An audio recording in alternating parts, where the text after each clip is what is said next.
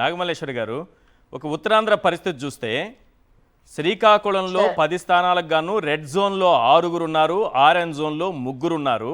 కేవలం ఒక్కరంటే ఒక్కరు మాత్రమే గ్రీన్ జోన్లో ఉన్నారు. విజయనగరం 9లో 6 రెడ్ జోను, విశాఖపట్నం 15లో 5 రెడ్ జోను, 6 ఆరెంజ్ జోను. కేవలం 4 మాత్రమే గ్రీన్ జోన్లో ఉన్నారు. ఏంటి ఉత్తరాంధ్ర పరిస్థితి ఏంటి ఇంత దారుణంగా? ఎందుకంటే విశాఖపట్నంలో 2 స్థానాలు తప్ప మీ పార్టీకి ఉత్తరాంధ్రలో ఎక్కడ ఒక్క స్థానం కూడా దక్కిన పరిస్థితి కనపడలేదు. ఇటు శ్రీకాకుళం కానీ విజయనగరం కానీ, విశాఖపట్నంలో ఒక 2. ఇవి తీసుకుంటే ఈరోజు గ్రీన్ జోను పక్కన పెడితే 1, 5, 3, 8, కేవలం 8 అంటే 8 మంది మాత్రమే గ్రీన్ జోన్లో ఉన్నారు. మిగిలిన వాళ్ళందరూ కూడా రెడ్, ఆరెంజ్ జోన్లోకి వెళ్ళిపోయారు. ఏంటి పరిస్థితి? ఉత్తరాంధ్ర ఇంత దారుణంగా ఎందుకు దెబ్బతింది టీడీపీకి, కూటమికి? సార్, మీకు ప్యానెల్లో ఉన్న పెద్దలకి అందరికీ నా నమస్కారం.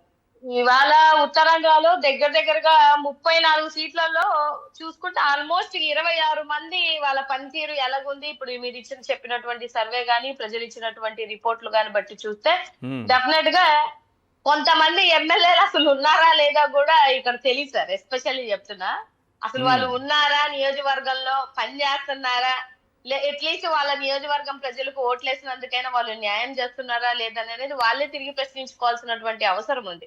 అంటే 34లో 26 అంటే చాలా పెద్ద నెంబర్ కదా మేడం. అంత ఒక్కసారిగా ఎందుకు అంత డ్యామేజ్ అయింది అక్కడ? డ్యామేజ్ అంటే సార్, ఇప్పుడు ఫర్ సపోజ్ యలమంచిలి ఎమ్మెల్యే ఉన్నారు సుందరపు విజయ్ కుమార్ గారు. ఆయన ఒక వీడియో చూపిస్తాను చూడండి.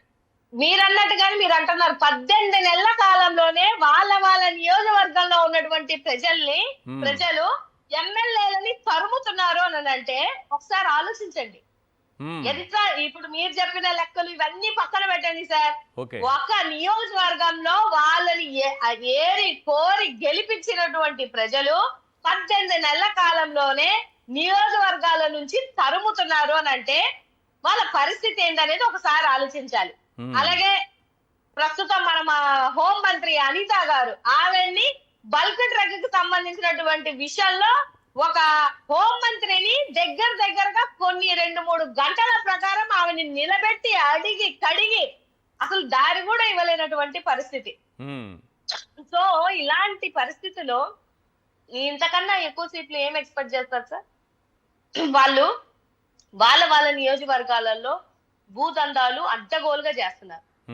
తర్వాత అక్కడ ఉన్నటువంటి ప్రజలకి ఒక్క న్యాయం అంటే వాళ్ళ స్వలాభాలు చేసుకుంటున్నారు తప్పితే జనాలకు ఎటువంటి న్యాయం చేస్తున్నటువంటి పరిస్థితి లేదు. తర్వాత అక్కడే ఇంకొక మంత్రి ఉంటది మా ఉత్తరాంధ్రలో. ఏ మంత్రి అంటే ఆవిడ గుమ్మడి సంధ్యారాణి గారు. ఆవిడ శిశు సంక్షేమానికి సంబంధించినటువంటి మంత్రి. ఆవిడ ఏమంటారనంటే, నాకు కూడా జ్వరం వస్తే ఏం చేయమంటారు, ప్రజలకి జ్వరం వస్తే ఏం చేయమంటారు అని అంటే ఈ మాటలన్నీ ఎలా ఉంటాయంటే సార్, ఒకటి వాళ్ళకి పరిపాలన మీద వాళ్ళ ఎంత దృష్టి పెట్టి ఉన్నారు అనేది ఒక ఎత్తు అయితే, జనాల మీద వాళ్ళకు ఉన్నటువంటి చులకన భావం ఏది వాళ్ళ నియోజకవర్గంలో ఉన్నటువంటి ప్రజలకి మనం గెలిచి గద్దెక్కిన తర్వాత ఎన్ని మాటలైనా మాట్లాడతాము, అధికార మదంతో ఏమైనా చేస్తాము అని అంటే అది ఎంతవరకు కరెక్ట్ అనేది కూడా గమనించాల్సినటువంటి అవసరం ఉంది.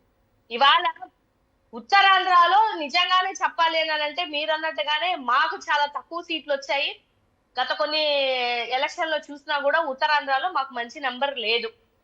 ఏది ఎంత కాడికి మన ఇప్పుడు ఉన్నటువంటి ఎమ్మెల్యే ఇప్పుడు కేకే రాజు గారు గాని, లేకపోతే అమర్ గారు గాని, వీళ్ళందరూ పొద్దున్నేస్తే మన బొత్స గారు గాని, చిన్నసీను గారు గాని, వీళ్ళందరూ పొద్దున్నేస్తే జనాల్లో ఉంటారు.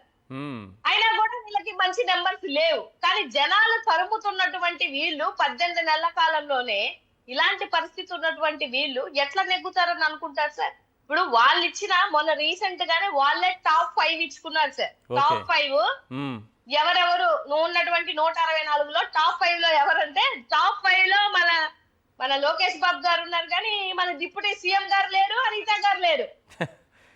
అనిత గారు ఎందుకు లేరు మీ టాప్ 5 లో? లేరు.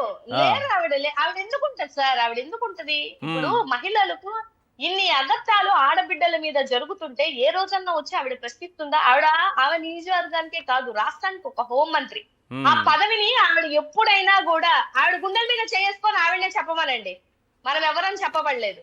ఏ రోజైనా కూడా ఒక ఆడబిడ్డకు అన్యాయం జరిగితే వచ్చి ఒక ప్రెస్ మీట్ పెట్టడం గానీ, లేకపోతే ఈ ఉన్న 18 నెలల కాలంలో 16,800 అని 10 నెలల క్రితం చెప్పారు. ఇప్పుడు ఈ 800 తీసుకుంటే దగ్గరగా ఆల్మోస్ట్ నాకు తెలిసి ఒక 25,000 అయింటది. ఒక్క కేసుని ఆవిడ సాల్వ్ చేసినటువంటి సిచ్యువేషన్ ఏదన్నా ఉంటే చెప్పండి. రైట్. పొద్దున్న మెయిన్ ఇది లేస్తే- విశాఖలో పొద్దున్న 99 పైసలకే భూములు ఇచ్చేస్తున్నారు కదా, ఒకసారి ఆ గ్రాఫిక్స్ కూడా వేయండి, ఆ పాయింట్ ఒకసారి చూద్దాం ఎంత వ్యతిరేకత ఉందనేది.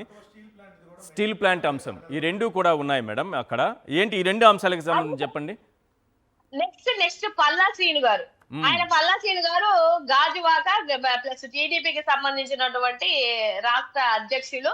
ఎస్. ఆయన అత్యధిక మెజారిటీతో గెలిపించినటువంటి జనాలు ఈసారి మార్క్ మై వర్డ్స్ నేను చెప్తున్నాను, అత్యధిక లీస్ట్ అంటే డిపాజిట్లు కానీ రానిటువంటి నియోజకవర్గం ఏదన్నా ఉంది అని అంటే అది గాజువాకే.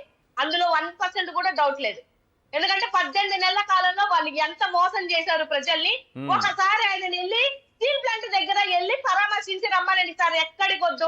స్టీల్ ప్లాంట్ ఒకసారి ఆగండి మేడం. స్టీల్ ప్లాంట్ అంశం తీసుకొచ్చారు కాబట్టి ఒకసారి చూపిస్తాను. ఎందుకంటే స్టీల్ ప్లాంట్ పైన ఈ సర్వే చేసినప్పుడు ప్రజల అభిప్రాయం ఏ రకంగా ఉందనేది చూద్దాం. ఈ 99 పైసలకి భూములకు సంబంధించి ఒకటి చూస్తున్నాము. చౌకగా భూముల కేటాయింపు తప్పు, 99 పైసలకి మనకు కావలసిన వాళ్ళకి మనం దొడ్డిదారిలో కట్టబెట్టడం తప్పు అనేది 41% మంది, దొడ్డిదారి సంపాదన కోసమే ఈ కుట్ర చేస్తున్నారని 12% మంది, ఉద్యోగాలు వస్తాయని కొందరు ఒక 20% మంది, ఒకవేళ ఈ విధంగా వస్తే ఉద్యోగాలు వస్తాయని ఒక 20% మంది అభిప్రాయపడ్డారు. ఓవరాల్గా దానికి సంబంధించి ఇంకా సబ్ క్వశ్చన్స్ కూడా ఉన్నాయి, కానీ ఓవరాల్గా వ్యతిరేకత చూస్తే 53% మందిలో వ్యతిరేకత కనిపిస్తుంది.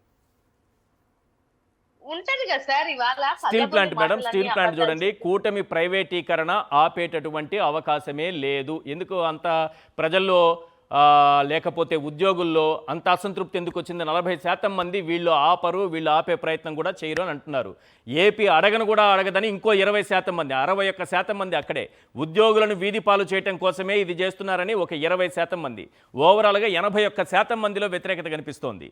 నిజానికి పూర్తిగా వీళ్ళు స్టీల్ ప్లాంట్ ప్రైవేటీకరణ ఆపరు, అటువంటి ప్రయత్నం ఏది చేయరని ప్రజల్లో స్థిరమైన భావన వచ్చేసినట్టేనా? వచ్చినట్టే కదా సార్. ఇవాళ వాళ్ళు వచ్చిన తర్వాత, ప్రభుత్వంలోకి వచ్చిన తర్వాత ఇక్కడ ఉన్నటువంటి రామ్మోహన్ నాయుడు గారు ఇంకా వెళ్ళి కొంతమంది మంత్రులు వెళ్ళి సెంట్రల్ దగ్గరికి వెళ్ళి ఏం అడిగారు? అర్జెంట్ గా మిట్టల్ కి గనులు ఇవ్వమని అడిగారు.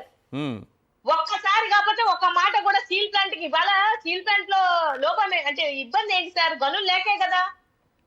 మీరు అక్కడికి వెళ్ళి గనులు ఎవరి కోసం అడుగుతున్నారు? మిట్టల్ కోసం అడుగుతున్నారు. మరి స్టీల్ ప్లాంట్ కోసం మీరు అడగాలి కదా. ఇవాళ అడగట్లేదు అని అంటే వాళ్ళ శాతకాని యొక్క తీరుని ఇవాళ స్టీల్ ప్లాంట్ ఎంప్లాయీస్ కి అర్థమైపోయింది. లెటర్లు బయటికి రాలేదా? వాళ్ళు వచ్చినటువంటి కలిసి వచ్చినటువంటి ఏమంటారు వాళ్ళ మీటింగ్స్ కి సంబంధించిన విషయాలు బయటికి రాలేదా? అన్ని బయటకు వచ్చిన తర్వాత స్టీల్ ప్లాంట్ ఎంప్లాయీకి తెలిసిపోయింది.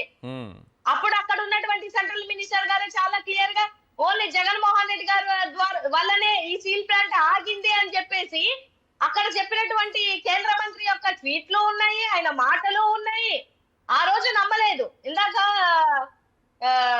వెంకటరెడ్డి గారు అన్నట్టు పాలిచ్చే ఆవును వదిలేసి ఇవాళ దున్నపోతలను తెచ్చుకొని ఎంత పిండుకుందాం లేకపోతే ఎంత వీళ్ళు పరిపాలన చేసుకుందాం అని అంటే ఏమొస్తుంది సార్? ఎలాగ ఈ రాష్ట్రంలో ఉన్నటువంటి ప్రజలకి వాళ్ళకి న్యాయం జరుగుతుంది అని మన 18 నెలల కాలంలో మీరన్నట్టు ఇంకా 130 అంటున్నారు. వాళ్ళ పరిపాలన తీరు బాగాలేదని వాళ్ళే రిపోర్ట్లు ఇచ్చుకుంటున్నారు, అసెంబ్లీలో చెప్పుకుంటున్నారు. కాబట్టి మనం ఏ సర్వేని తప్పు పట్టక్కర్లేదు. వాళ్ళ మాటల ప్రకారం, వాళ్ళ మంత్రుల మాటల ప్రకారం, వాళ్ళ ఎమ్మెల్యేల మాటల ప్రకారమే తెలిసిపోతుంది. ఎందుకనంటే వాళ్ళ ఎలక్షన్ కి ముందు చెప్పినటువంటి విషయాలు ఏంటంటే కొన్ని కోట్లు ఇచ్చి తెచ్చుకున్నారు సార్ సీట్లు.